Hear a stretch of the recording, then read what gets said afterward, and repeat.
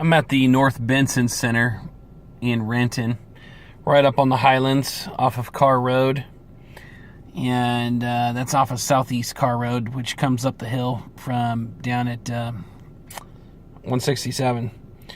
So as you come up the hill on Carr, they want to do, this is for Zimmer Consultants. I'm looking at 8 different properties, by the way.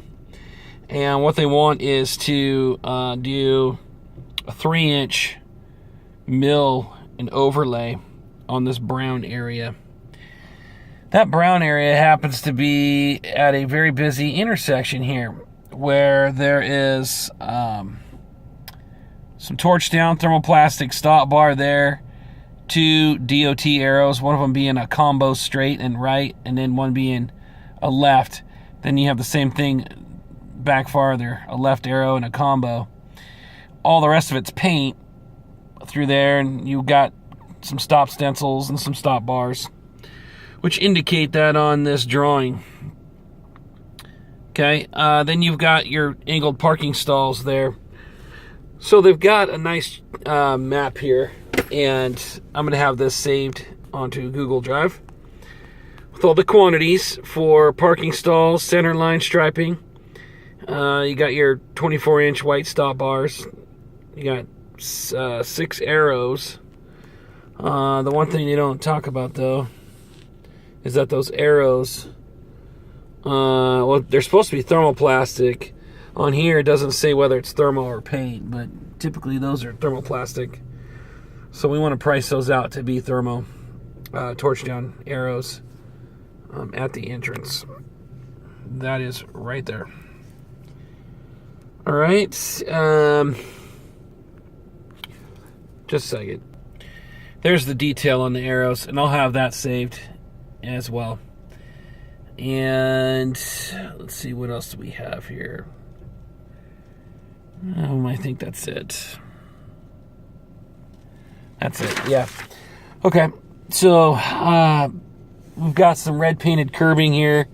They've got the lettering. Oh, okay, so what they want is the they're 18-inch. Yeah, 18-inch no parking fire lane stencils. There's 3 of them. The stop stencils that you see, those are 3-foot stop stencils. Okay. That mill and overlay is 1,291 square yards, all converted into square feet, and that'll be saved onto Workman's dashboard. Okay, so there's your quantities for striping, and then you've got your 3-inch mill and overlay on this area. So it's busy in here. You got a Wendy's right there. You've got urgent care over there, the North Benson Clinic. Then up the hill, you've got a cantina, a chiropractor, and some teriyaki, and all that good stuff. So really, it's going to affect Wendy's for the most part. It's going to affect them unless we do this in 2 parts throughout the day. So, I mean, I would imagine we could keep one side open. We could probably keep this side open at one time and then flip it and then get this section done, and then people can go out that direction too. We could probably, let people in and out of this side while we're grinding all of this, and then could flip it real quick, get the rest of this ground off. People will be driving through it, but I mean, those some of the ideas I've got there. So I would say this whole entrance is going to have to be blocked, and that's okay because there's other entrances up the top of the hill to get into this development. At this property, there is sorry, I got somebody walking up. At this property, there's like a Fred Meyer and a couple other stores, and they have other entrances around the corner. So we'll be able to close this off, and we'll have to make note of this in the bid that this area will have to be closed off. I'll have to make note of that on Workman's. What else? That's it for now. It's just that. So a little bit of coordinating will have to happen. Communication lines will have to be open as far as making sure we can have this closed off and that the city or anybody's not going to be ticked off about it. But that's really the only way to do that. And I see it being okay because there's other entrances to get into here. This store over here, they might not be able to park in this little area, but they can park around the outside and walk in. So that shouldn't be an issue either. Okay, just give you a quick view of what it looks like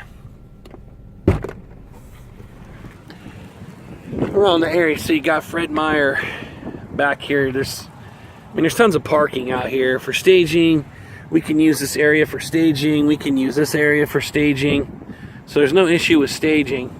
It's just that goes down the hill and down to Car Road.